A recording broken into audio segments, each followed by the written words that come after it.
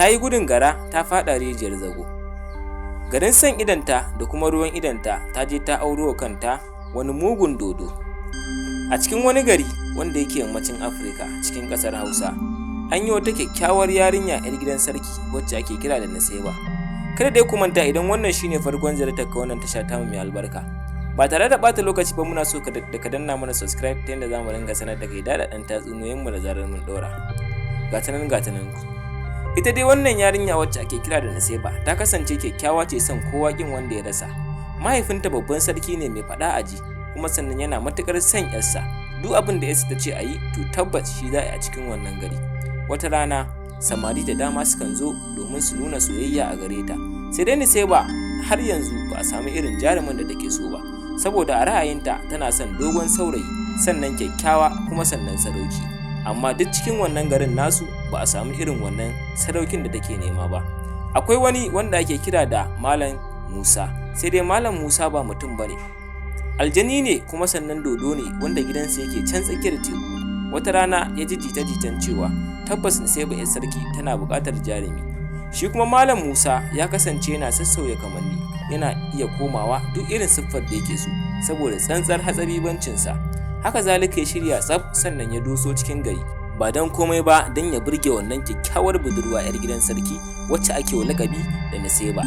Sai dai ya yi shirin tsaf, sannan ya hawo dokinsa, kai da kagansa kaga cikakken namiji sannan jarumi.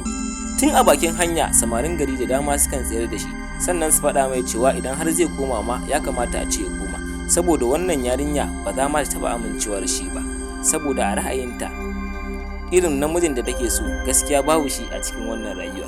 Ko kula su bai ba, saboda shi ya san kansa. Haka zalika ya ci gaba da tafiya, ya je har zuwa fadar sarki. Yana zuwa cikin masarauta, dakaru suka hana yi shiga, sannan sarki ya ce a bar shi ya ƙaraso.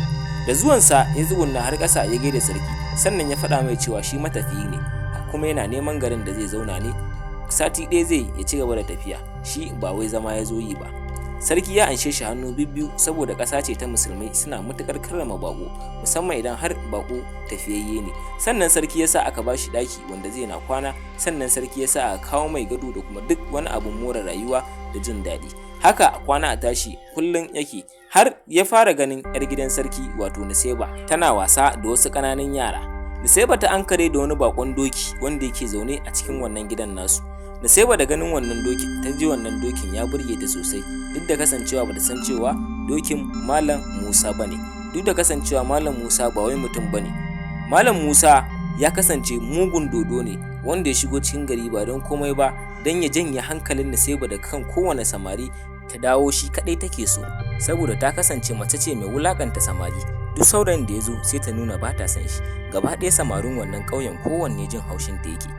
Haka ta zo gun wannan doki, ta tsaya tana shashafa wannan doki.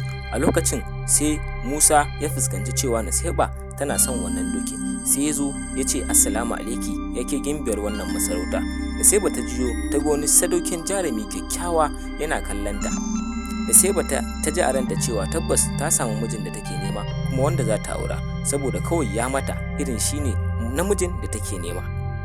Sannan ya ce, ko kina son dokin nawa ne? Sai Naseba ta yi murmushi ta ce, inda za ka bani shi da yau da shi zan fita cikin gari da ɗan yawo. Sannan sai Musa ya ce, dokar ki damu.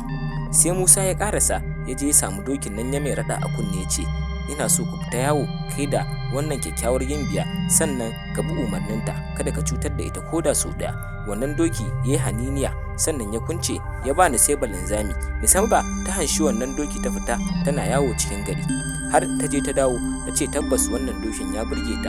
Suka zauna tare da Musa suka ringa ta shirar rayuwarsu.